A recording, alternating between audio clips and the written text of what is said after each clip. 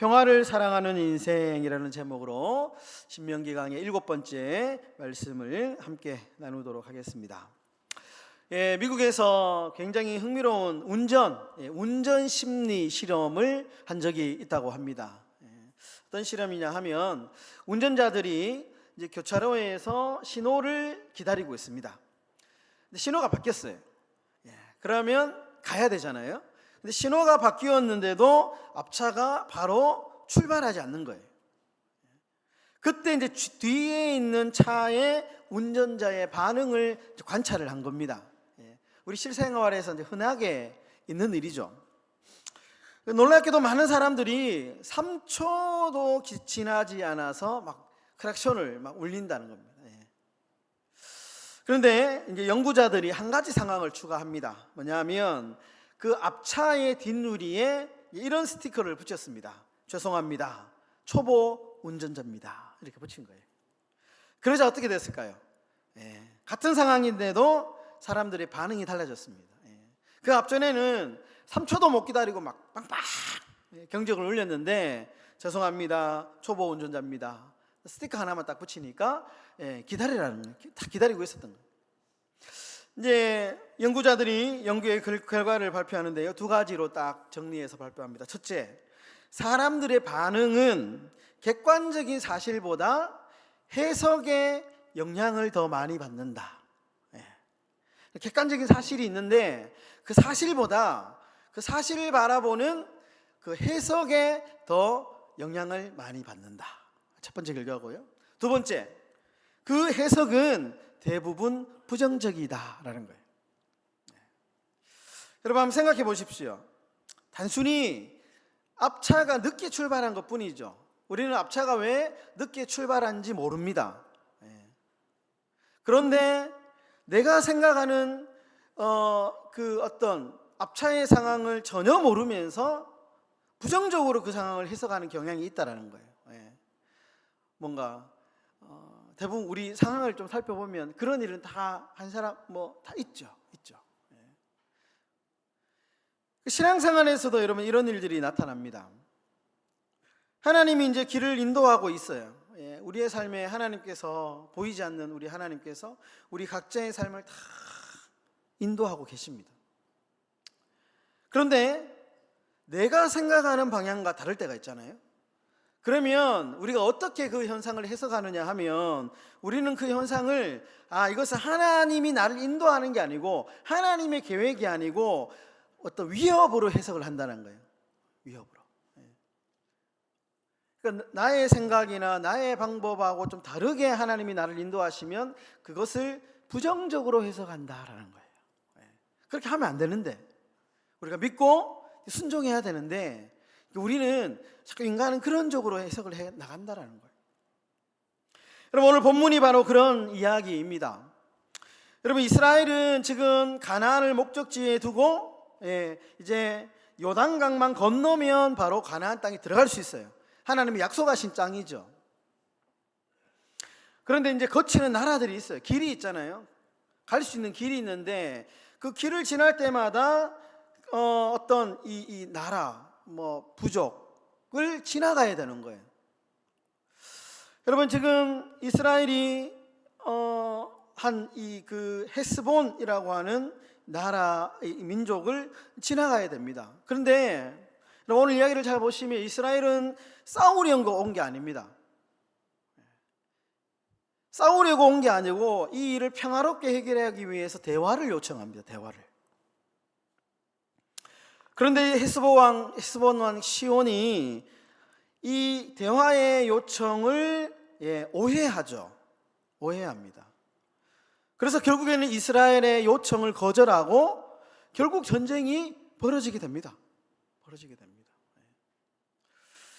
여러분 조금 더 오늘 본문으로 들어가서 섬세하게 오늘 좀 말씀을 좀 살펴보면서 오늘 말씀이 주는 두 가지 메시지를 좀 살펴보려고 하는데요. 첫 번째로 보시면 여러분 이스라엘은 지금 대화로 일을 해결하고 싶어 합니다. 대화로. 26절의 말씀인데요. 26절의 말씀 다 같이 한번 읽어보겠습니다. 시작. 내가 그데못 광야에서 헤스본 왕 시온에게 사자를 보내어 평화의 말로 이르기를. 여러분, 이스라엘 민족은 생각해 보시면요, 인구가 굉장히 많아요. 나약한 민족이 아닙니다. 예. 최소 200만에서 최대 600만까지 봐요. 그러니까 진보적인 신학자들은 한 200만 정도 봅니다. 근데 보수적인 학자들은 한 600만까지도 봐요. 예. 근데 이게 그 당시에 나라와 비교해 보면 이스라엘 민족이 얼마나 크고 광대한 민족인지 알 수 있어요. 대표적으로 그 당시에 강대국이었던 이집트가 약 300만에서 많게는 400만 정도였거든요. 그러니까 아직 이스라엘은 나라가 형성이 되지 않았잖아요. 그러니까 나라가 형성되지 않은 민족임에도 불구하고 최소 200만이면 굉장한 힘을 가지고 있는 나라예요. 그러니까 이스라엘 백성들을 다 지금 이 주변 국가들이 경계하거든요. 나약한 민족이 아닙니다, 지금 이스라엘 백성들이. 그러면 어떻게 합니까? 그냥 뭐 힘으로 누를 수 있잖아요. 쳐들어갈 수 있죠. 그런데 하나님은 이스라엘 백성들에게 칼을 들게 하지 않고 대화를 요청하게 하셨다는 거예요. 대화를. 중요합니다, 이 포인트가. 여러분, 어제 이제 오후에 소파에 앉아서 이렇게 보니까 KBS에 동물의 왕국을 하더라고요. 옛날부터 그 동물의 왕국이 KBS에 늘 이 간판 프로그램이잖아요. 동물의 왕국을 보면 자연의 법칙을 볼 수 있는데, 여러분, 자연의 법칙은 뭡니까? 약육강식이죠. 약육강식입니다. 이게 자연의 법칙입니다. 약한 존재는 강한 존재에게 먹히는 게 당연합니다. 여러분, 인간 사회도 약육강식인 거 아시죠? 그래서 치열하게 올라가려고 하잖아요. 올라가려고. 남을 짓밟고서라도 올라가야 되는 거예요. 왜? 그래야지 대접받고 출세하고. 이게 자연의 법칙입니다. 약육강식. 여러분, 그런데 하나님 나라의 법칙은 약육강식이 아닙니다. 하나님 나라의 법칙은 공영의 법칙입니다. 공영. 함께 존재하고 함께 번영하는, 서로 돕고 이끌어가는 관계가 하나님 나라의 법칙입니다. 여러분, 하나님 나라의 법칙은 상성의 법칙입니다. 서로 공존하면서 도와주면서 함께 일어서는 법칙, 이것이 하나님 나라의 법칙입니다. 약육강식하고는 전혀 반대되는 법칙이죠. 여러분, 성경은 힘 있는 자에 대한 요구가 다릅니다. 성경은 힘 있는 사람이 어떻게 살아야 되느냐, 하나님이 왜 그 사람에게 힘을 주셨는가를 정확하게 말씀하시는데요, 싸움하라고, 그 힘을 자랑하라고 주신 게 아니에요.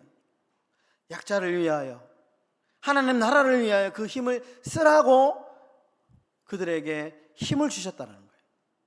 로마서 15장 1절을 보시겠습니다. 로마서 15장 1절 다 같이 읽겠습니다. 시작. 믿음이 강한 우리는 마땅히 믿음이 약한 자의 약점을 담당하고. 데살로니가 전서 5장 14절 시작. 마음이 약한 자들을 격려하고 힘이 없는 자들을 붙들어주며. 여러분, 하나님께서 우리에게 힘을 주신 게 뭐냐? 약한 자의 약점을 담당하고 힘이 없는 자들을 붙들어주라고 우리에게 힘을 주신 겁니다. 그래서 믿음이 강한 사람은 믿음이 약한 사람을 돌봐줘야 되고요, 하나님께서 물질의 복을 주신 사람에게는 그 물질로 하나님의 나라와 의를 위하여 쓰는 거, 목적이 있다는 거, 힘을 주신.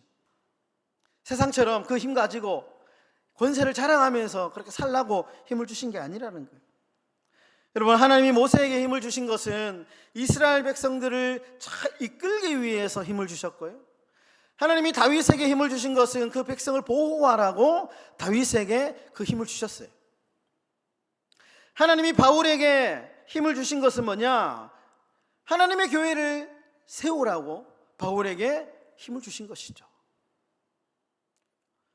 여러분, 그러므로 힘을 쓰지 말고, 여러분, 우리는 어떻게 해야 되느냐? 대화해야 됩니다. 대화. 여러분, 목회를 하면서 느끼는 것이 있습니다. 갈등의 대부분은 교회 안에 일어나는 대부분의 갈등을 보면요, 사실 대화 한 번이면 다 풀릴 수 있는 문제입니다. 대부분 오해에서 문제가 커져요. 말이 전달되면서 최초에 이 발언자하고요, 나중에 듣는 사람의 말이 달라요. 다릅니다. 이게 전달되면서 엄청난 괴물이 되는 거예요. 근데 알고 보면 사소하게 오해가, 그러니까 대화 한 번이면 다 풀리는 거예요. 그런데 문제는 뭐냐, 사람은 이상하게 먼저 말 걸기 싫거든요. 먼저 전화하기 싫습니다. 먼저 사과하기 싫어요. 저도 그렇습니다. 저도. 제 얘기하는 겁니다. 저도 여러분 죄송하지만 교육자들이 사이가 다 좋을 것 같지요? 안 그렇습니다. 목사이 지금 목사다 뭐 이런 얘기 참 불행한 말이 있어요. 저도 사회 가면서 참 사이가 안 좋아진 사람도 있어요. 지금도 있습니다. 마음은 전화 좀 하고 싶은데 안 돼요. 잘 안 돼요. 진짜 안 돼요. 여러분, 바울은 대화를 많이 하는 것이 성숙한 믿음이라는 취지의 말을 많이 남겼습니다. 대화. 여러분, 데살로니가 5장 15, 11절 다 같이 읽겠습니다. 시작. 그러므로 피차 권면하고 서로 덕을 세우기를 너희가 하는 것 같이 하라. 피차 권면하라. 피차 권면이란 말이 서로 대화 많이 하라는 겁니다. 쉬운 말로 대화 많이 하면서 서로 덕을 세워주라는 거예요. 여러분, 히브리서 기자는 공동체 안에서 관심을 가지고 서로 이야기하며 격려하는 삶을 강조합니다. 히브리서 10장 24절 다 같이 읽겠습니다. 시작. 서로 돌보아 사랑과 선행을 격려하며. 여러분, 힘겨루기가 아니고 힘겨루기. 여러분, 교회 안에서 우리가 힘겨루기 하지 맙시다. 힘겨루기가 아니고 사랑의 대화 많이 하시는 그런 행복한 교회 되시기를 주의 이름으로 축원합니다. 두 번째로, 여러분, 마귀는 그런데 대화의 대상이 아니라 전쟁의 대상이다라는 것을 우리에게 말씀합니다. 30절의 말씀인데, 우리 30절 말씀 다 같이 읽겠습니다. 시작. 헤스본 왕 시온이 우리가 통과하기를 허락하지 아니하였으니 이는 내 하나님 여호와께서 그를 내 손에 넘기시려고 그의 성품을 완강하게 하셨고 그의 마음을 완고하게 하셨음이 오늘날과 같으니라. 여러분, 이스라엘 백성이 가나안 땅으로 가기 위해서는 반드시 이 헤스본 왕 시온이 살고 있는 땅을 지나가야 됩니다. 그래서 대화를 평화의 말로 요청을 했는데 헤스본 왕 시온이 이 평화의 이 대화를 거절합니다.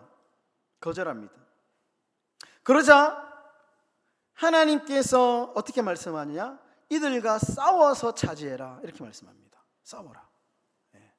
의외죠. 피해가라. 그냥 똥 밟았다 생각해라. 그냥 모른 척해라, 이게 아니고 싸워서 차지해라, 이렇게 얘기합니다. 31절의 말씀입니다. 31절 다 같이 읽겠습니다. 그때에 여호와께서 내게 이르시되 내가 이제 시온과 그의 땅을 내게 넘기노니 너는 이제부터 그의 땅을 차지하여 기업으로 삼으라 하시더니. 여러분, 시온은 구약에 나온 이 시온은 단순히 길을 막는 왕으로 생각하면 안 됩니다. 단순히 길을 막는 존재가 아니고요, 하나님의 약속을 가로막는 존재입니다. 하나님의 약속. 그러니까 이 사단과도 같은 존재, 마귀와도 같은 존재. 여러분, 피해는 안 되는 싸움이 있다고 지난주에 제가 말씀을 드렸잖아요. 그것은 바로 영적인 싸움이에요. 영적인 싸움. 사람하고 싸우면 안 되고요, 영적인 싸움은 피하면 안 됩니다.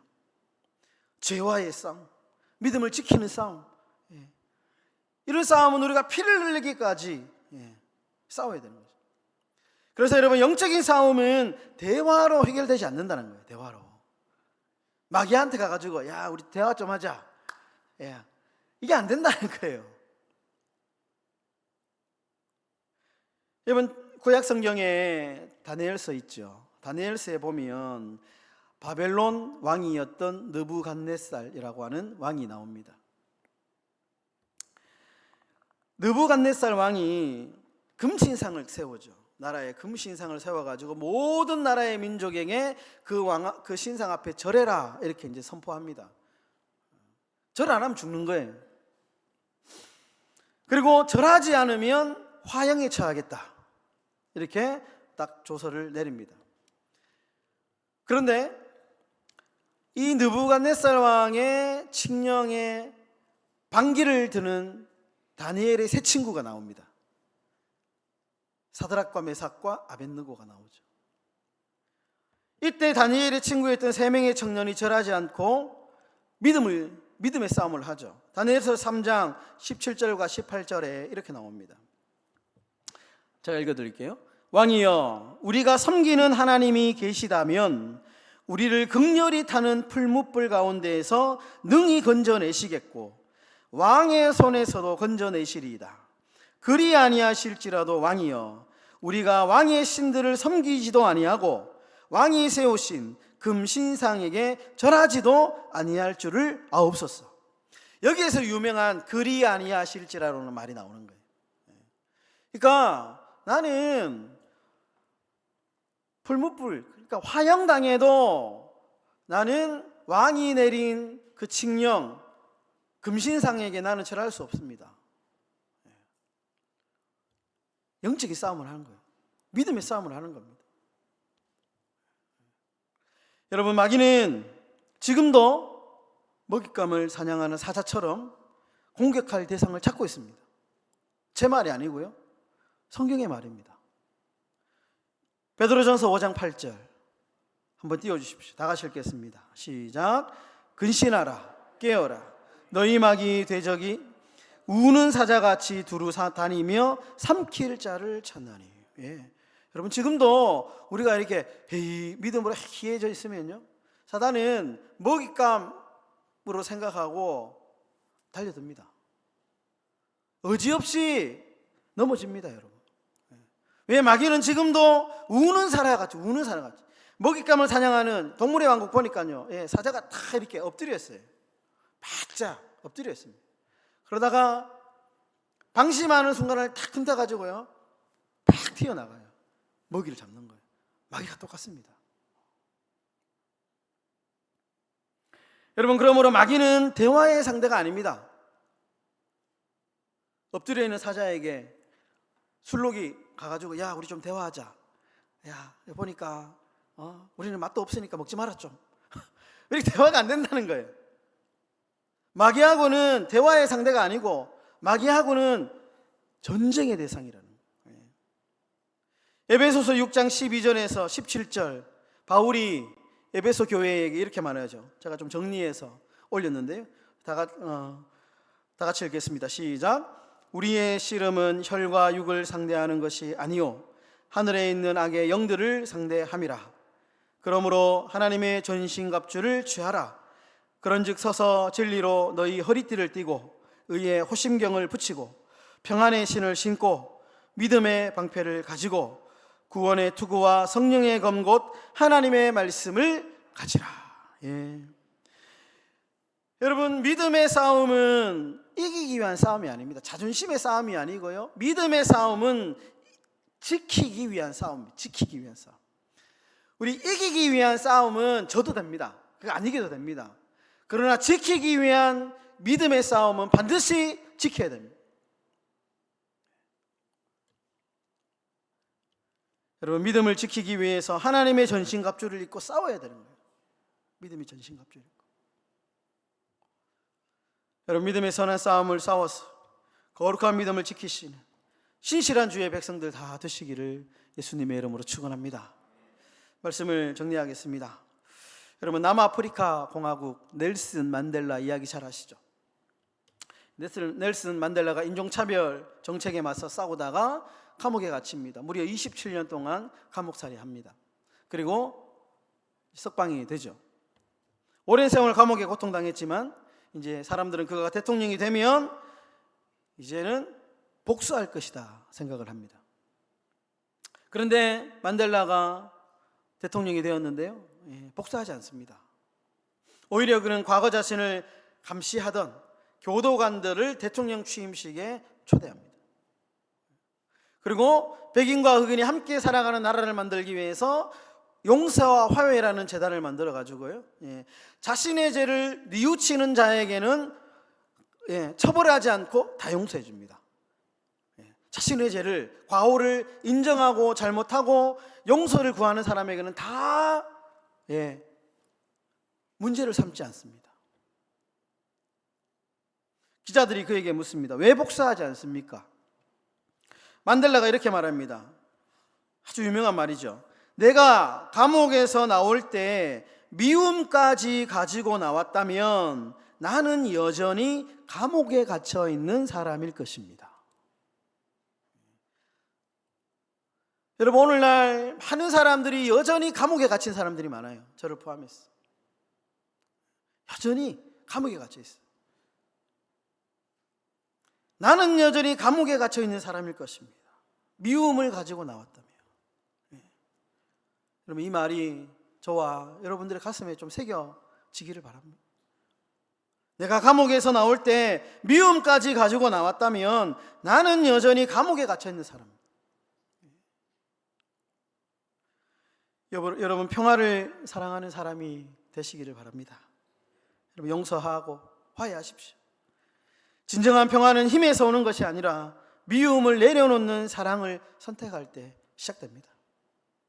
마태복음 5장 9절 마지막 우리 한 절 읽고 설교를 마치겠습니다. 마태복음 5장 9절, 너무나도 유명한 예수님의 팔복의 말씀이시죠. 다 함께 읽겠습니다. 화평하게 하는 자는 복이 있나니 그들이 하나님의 아들이라 일컬음을 받을 것이며. 화평하게 하는 자는 복이 있나니. 이 말을 오늘 설교의 제목으로 바꾸면 평화를 사랑하는 자는 복이 있나니.